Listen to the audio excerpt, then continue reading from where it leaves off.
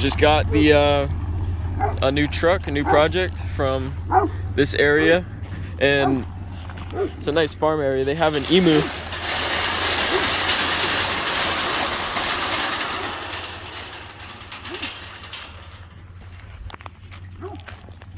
Give you a nice view of where we got it from. A nice farmhouse. And I'm having my gym bro take it for me. Hopefully I have some cash to give him because it's almost out of gas.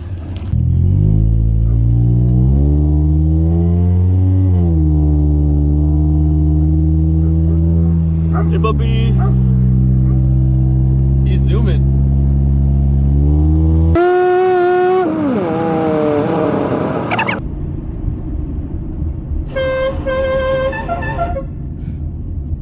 Right here is the point where me and my friend parted ways. I was going back home because I had other things I had to do that day, and I wouldn't make them in time if I took this truck myself. So instead of driving with him, we took a slightly riskier route, and he went to go get gas a different way, and then he was going to come back home, and I was going a separate way to go deal with something else. Good luck, brother!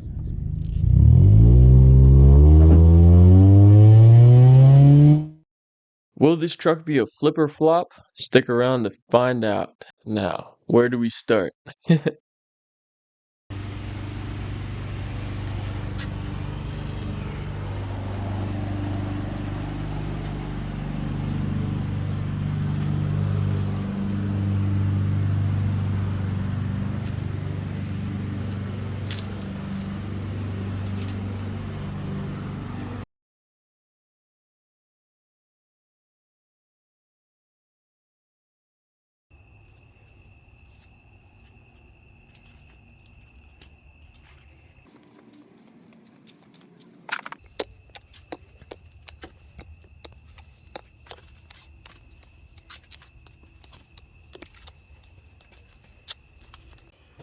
Alright, I got all the tires here balanced and patched, whatever nails were in there. And I did get one brand new tire. It's a really nice tire. Got that balance as well, so there shouldn't be any issues with steering now or the bounciness it was having while driving. Now I'm gonna scan for engine codes because it had a few. Alright, we are going to bleed the brakes on this truck because they are it's really black. I just want to make sure that it's all good.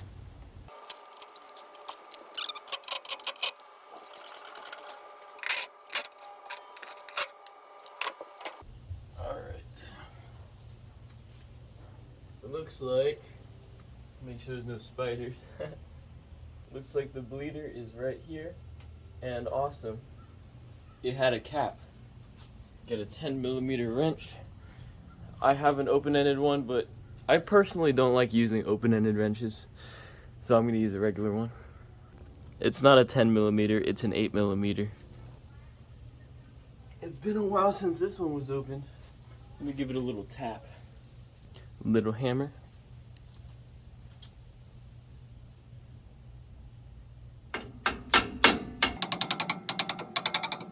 Why is it so difficult? I just need to open a little bit, so. I think I just busted a brake line. I'm trying to get up there, but I can't.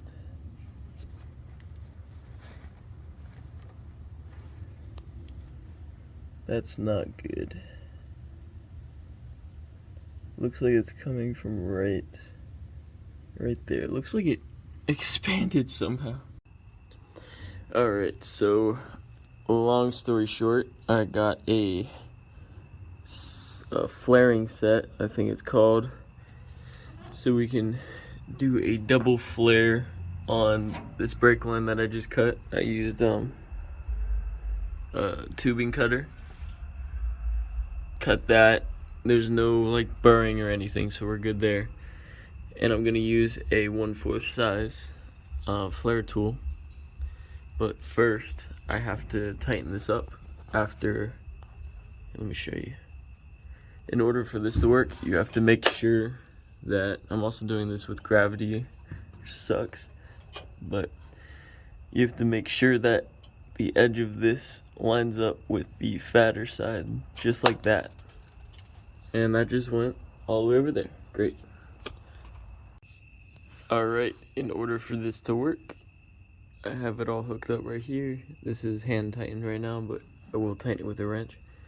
There's a little flaring tool right there, and you can see the properly measured out end. I'm gonna tighten this so that it crushes that against the, I think it's called a countersink. Crushes that against there. And then we will take this off and then just use this itself so that it creates a double flare, which is what we're gonna use for attaching to lines that won't come off. Alright, I disconnected all these lines from the clips that they were on, or except the other hard line because we don't need to do that one.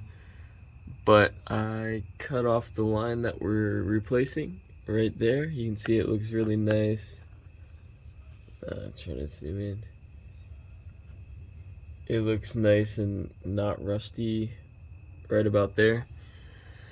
So I took that much off. We'll clean it up later and look to where it was leaking. But it stopped leaking completely right now. I think it's out of fluid. So we'll have to do all of the brakes soon. But I flared the other end. So all we gotta do is flare that end and flare one more end on the new line that we have. And we might have to get 2 more bolts to connect them, but that's it. We're gonna very soon hook up this line. I just made the most perfect flare that anybody could possibly do or make on a line. Check it out.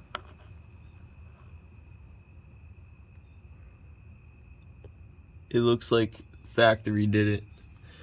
So now that I have that one done, all I have to do is take the other flared end of the new tube, put it there with a screw end on that side, and there's gonna be a piece that fits over this flange, and this will just thread onto it, and this flange will sit. I'll show you where it sits. It's like a little seat for it. It's a lot safer than using one of those crush things that people recommend not using. I actually bought them and then I realized I probably shouldn't do that. It's not safe. And then all we gotta do is run the line from there, here, all the way over there, and then we're actually gonna bend it right here, and right on the other side of there is where we connect it to the other side with another fitting the exact same way. It's not too bad, it just takes a lot of time, and it's annoying if you don't do it right. So if you guys are doing this at home, make sure you take your time with it, and you'll get something that looks like that. With a AutoZone kit, you can do it. I'll show you what it looks like at the end, because I gotta get this finished tonight. Here's the line I was talking about, or the little fitting that you connect to. It's got a little offset, you see? It sits in there, and when you tighten up the flange, it creates a nice seal. Just like that. And no amount of pressure, no matter how hard you slam on the brakes, it will not break the seal.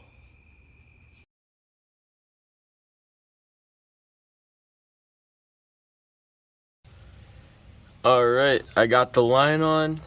I'll give you a nice look right here. That's one end of the line. You can see there's 2 ends connecting into one union. And I'll give you a closer look. That's what it looks like. I didn't get a shorter one on the left side, but that should still be fine. It's threaded in there real good. Made sure all of the connections were tight, and we got a new line that goes all the way down the frame. So hopefully there's no more leaks, and I'll be able to bleed the brakes properly.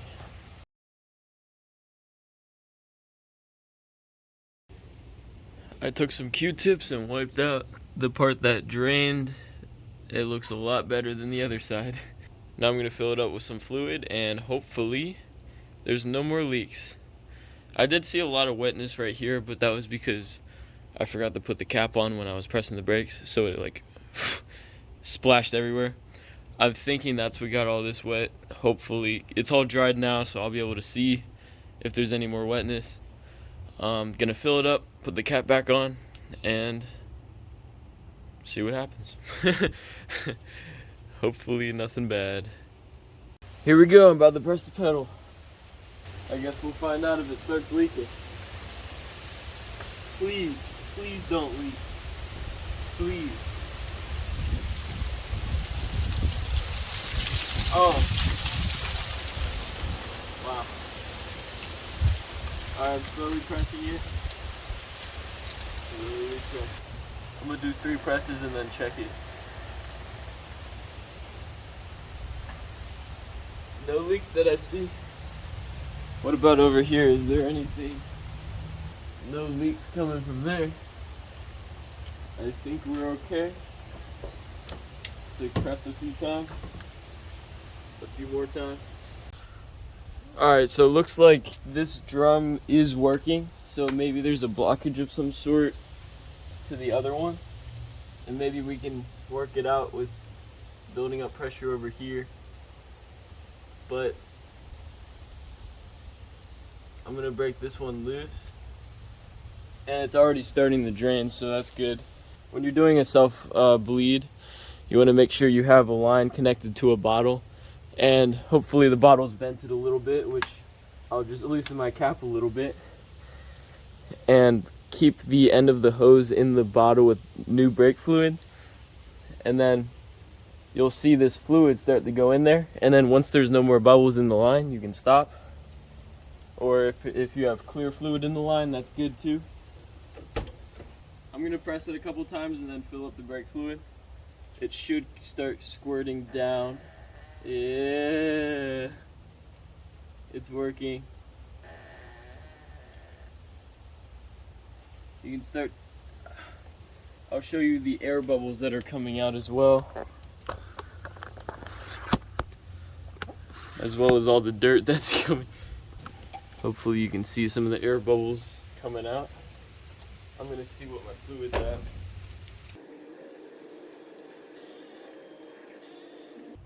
You can see all the air coming out. Make sure my lines aren't leaking. Lines aren't leaking so far, that's good. I'm a little worried about making my own double flares, that I mess something up, but I think we're good. That's a lot of air, that's a little weird. Make sure my line's all connected. Yeah, there's no fluid in there yet.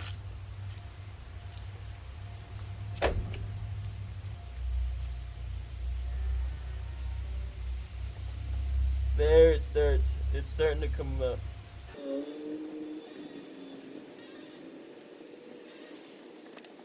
Check my lines and everything again. We're all good so far. I'm gonna keep doing it, and I'll show you what the line looks like when I'm done. I know you may not be able to tell, but the fluid is completely full in the line and there's no air left, so that's really good.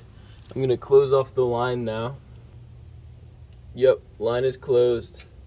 Pinch off my line and angle it up so all the fluid goes in the bottle. And you can see all the crap that came out of it. The bad stuff's at the bottom, and if you keep your line on the top, it's near fresh fluid. So I'm gonna put the cap back on wherever I put it, my little valve cap. I'm gonna put that back on, and we're gonna try to loosen the other side again. I'm just gonna loosen it until fluid starts shooting out, and then I'll know if we have a good line or not. If it doesn't start shooting out, then I'm gonna have to start thinking about maybe a blocked line or something. But yeah, you can see over there it's connected by a joint connector right there. The other side should be working, but we'll see. Same thing on this side, we're doing on the other side.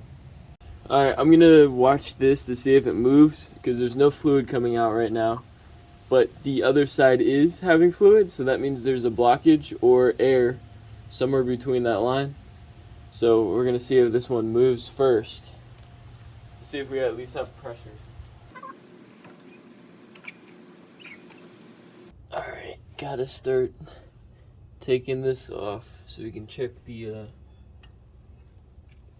cylinder. So we're gonna take the shoe off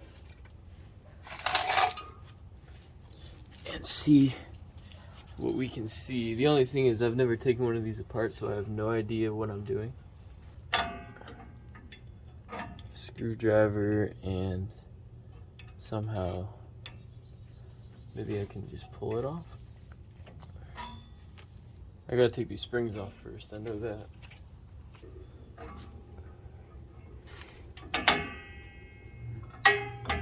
Alright, that one's off. That one hooks, there's like a little part that hooks into it right there, so hopefully that doesn't mess up. Alright, that pushes there. I gotta get this one off.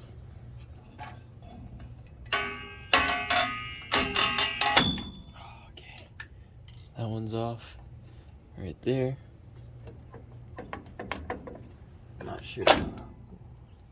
Okay, alright, the one on the right is not seized, it's moving. You can see right here. This is the wheel cylinder right there. I can push it in and it comes back out. So that's good on that side. Now I can test this side, hopefully.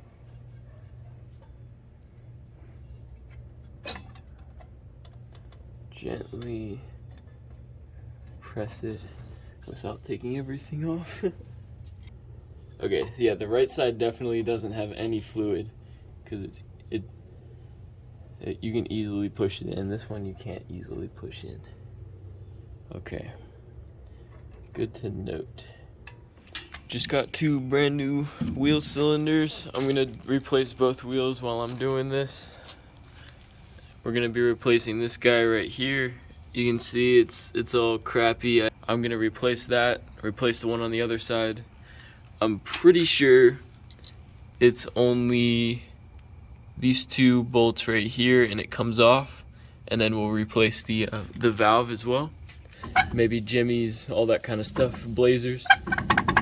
First you want to pull this, we're gonna take this spring off first here, and I just take my thumb and some pliers and actually this one was a little bit difficult.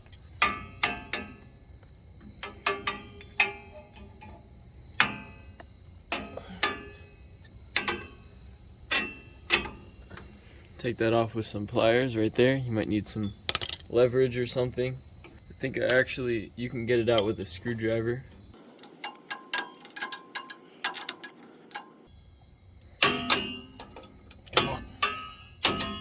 There she goes. And what you want to do is push it in so you can take this linkage off right here and lay that to the right side. Now you can push this piece away too, and now you have your open wheel cylinder.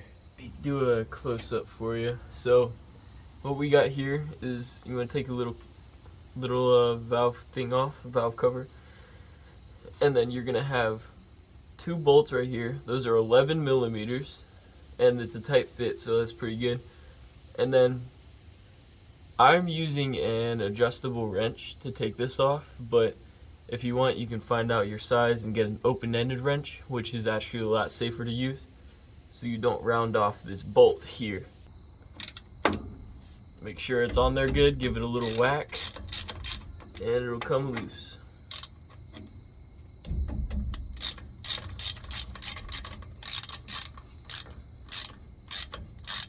And keep them in about halfway. Just loosen them up a bit. And then we're gonna loosen up this bolt right here. Now make sure you guys are real careful about which way you turn the brake line.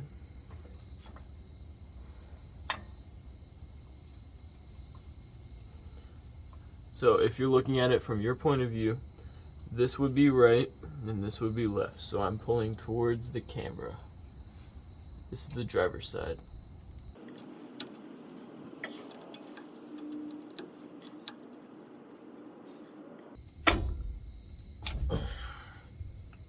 Alright. I'm gonna spray some brake fluid on there, or I'm gonna spray some brake fluid cleaner on there so we get all the debris off. Try not to block your view here.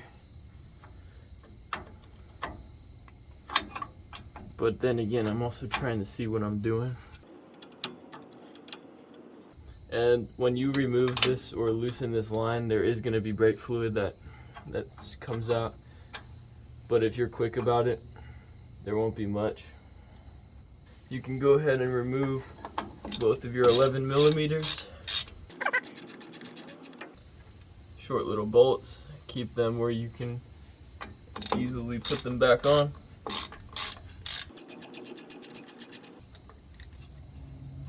Brake line is removed. And you might have to give it a couple taps. And it's off. Just like that, your old wheel cylinder is off, and now you can go grab your new one. To first fit your the brake line in, because that's the most important.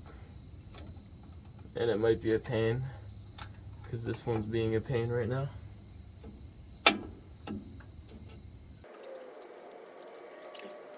This one's actually being a pain, so I'm gonna put the bolts in. Not all the way, I'm just gonna put them in so I know a good spot. This one doesn't want to thread for some reason. Come on.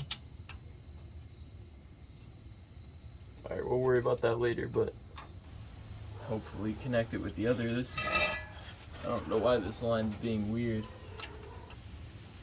Where'd the bolt go?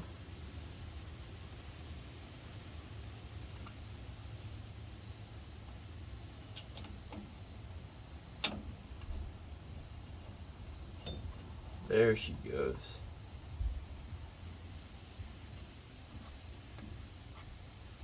There's one bolt, there's two bolts.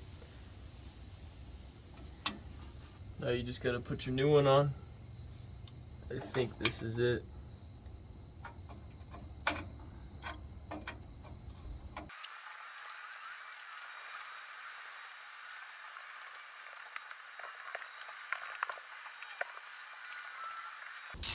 Don't over tighten it. I'm using the strength from my wrist and I'm holding the tip of the ratchet so I have the least amount of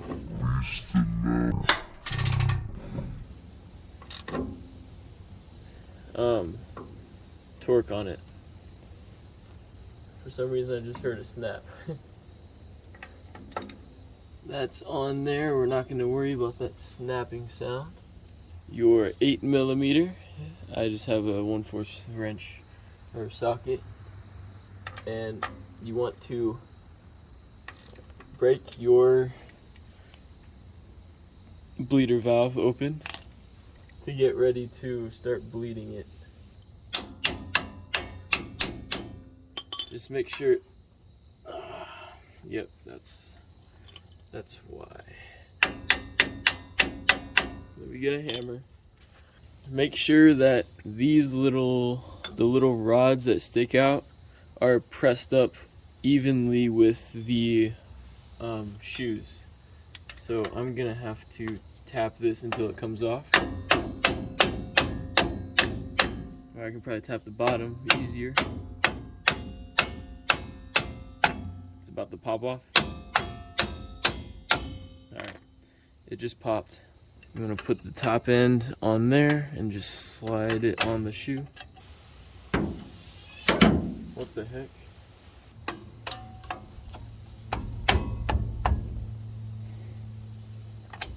There it goes. Just like that. And might need to use yourself as leverage, which I'm about to do.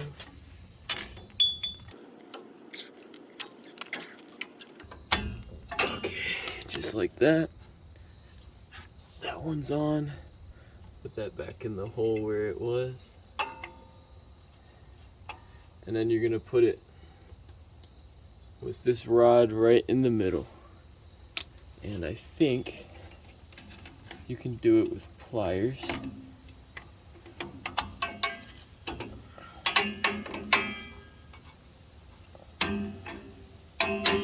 Just like that.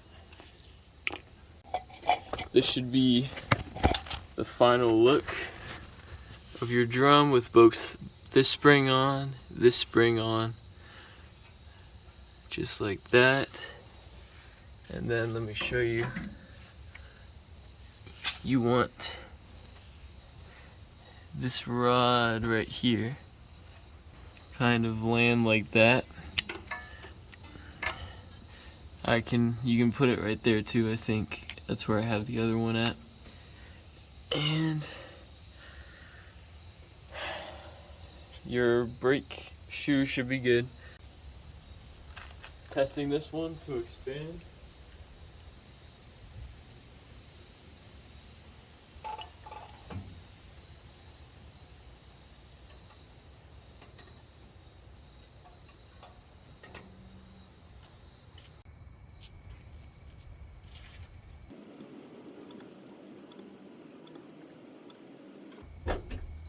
I had to get a new bleeder screw for the front brakes because they were stopped up with a bunch of dirt and they weren't allowing me to bleed the system. I had to clean out both of the valves in the front because they were stopped up with like a bunch of rust or something. And now you can see all the fluid slowly rising to the top, and it's pushing all of this air out, which is great. So there's no air in the line. I'm just clearing out the old fluid right now. See, I still have in the back a little bit more to go. I'll probably do it 2 more times and then inspect all the brakes and then we'll be done.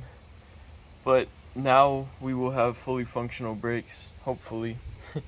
Should be a really solid pedal. I'm replacing the coolant temp sensor. Looks just like that. And it's right here. Easy bolt on, bolt off deal here. Put that on, and then the next thing we're gonna do is the IAC valve, which is probably gonna fix the rough idle. Alright, I got the old part off. The gasket was also messed up on that one, so maybe that's the problem for the IAC.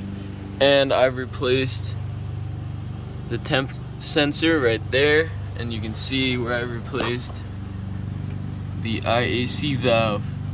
Now we're gonna reset the codes and hopefully this thing runs good. Hopefully, I'm crossing fingers. Next thing I gotta do is I'm gonna change the oil and flush the coolant system because as you saw before, or maybe you haven't seen, let me show you.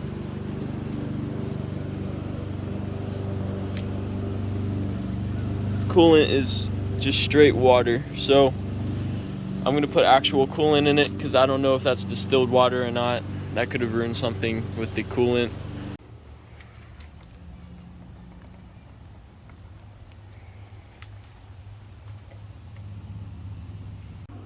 So I'm draining the coolant right now. I found the little plug thing right down there.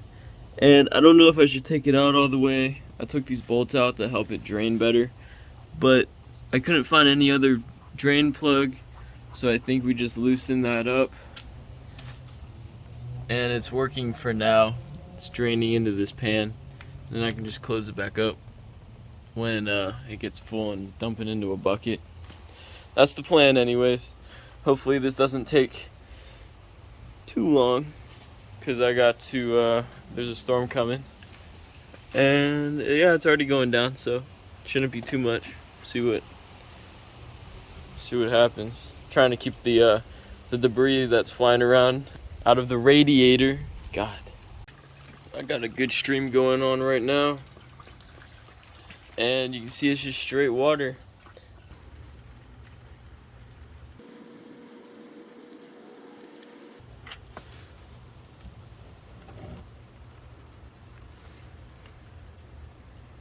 That's black.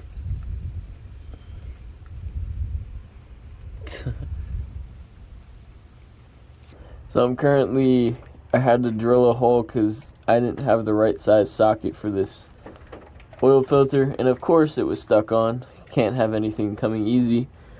I had to drill in a self-tapper into the oil pan or the oil filter so that the socket would stay with it. And now it's loose. I'm just waiting for this to stop draining, and then we'll just take it off. Easy as that. Alright, here we go. Let's see what she does when we start her up. I don't know what that was.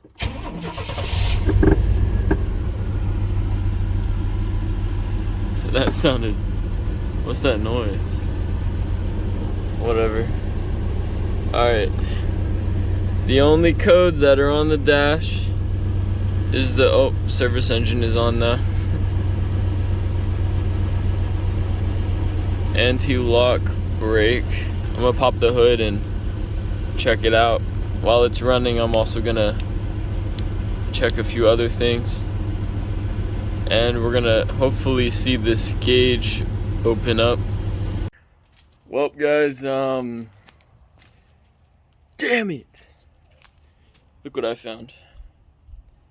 If you don't know what this is, it's not good. Knock sensor.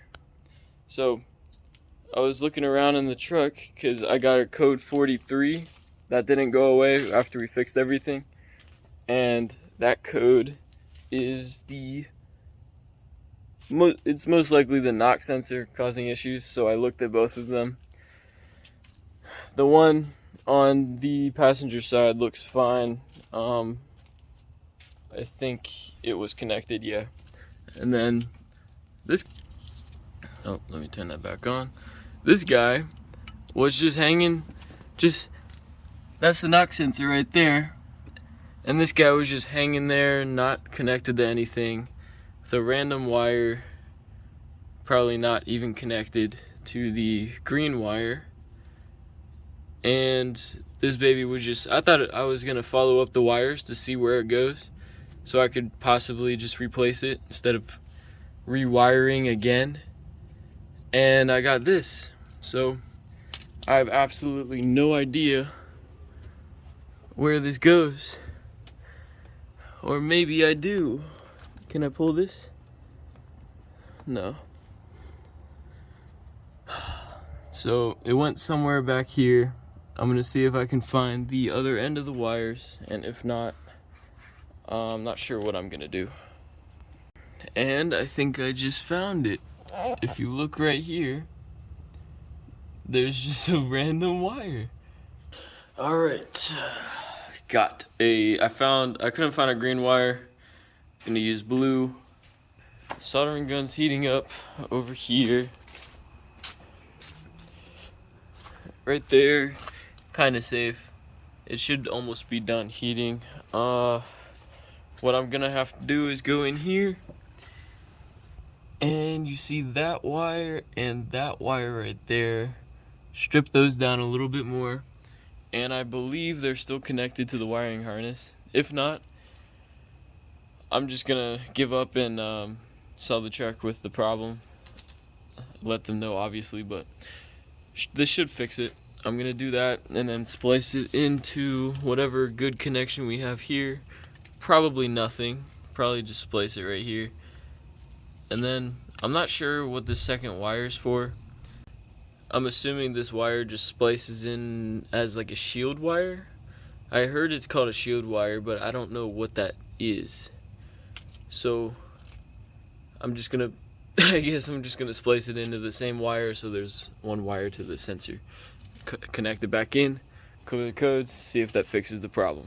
Of course, my camera's about to die, but I got this wired up right here, one connector And then I got two connectors going into one right there. That should work. And then if you move up here, you can see I wired it all the way from right here. That's just connecting them too before I zip tie it. I wasn't able to get a shrink tubing on that one, but I electric taped it for now. And it goes down. Hopefully I can rewire it.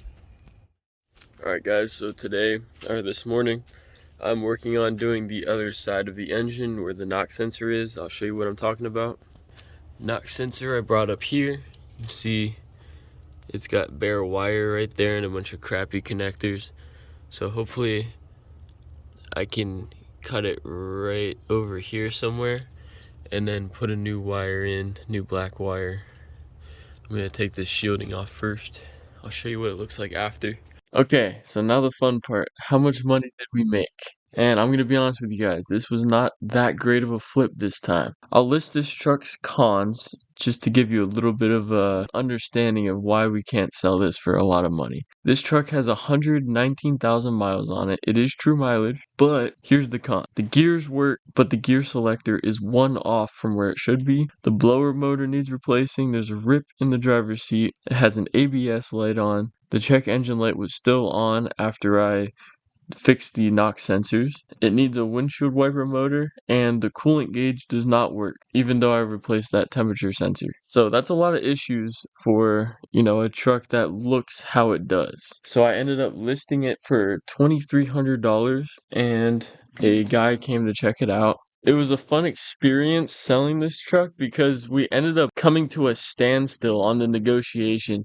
He wanted to get 1,400 for the truck and I wanted to do 1,500 for the truck. So we flipped a quarter and I won. So I sold it for $1,500. Now here's our profit.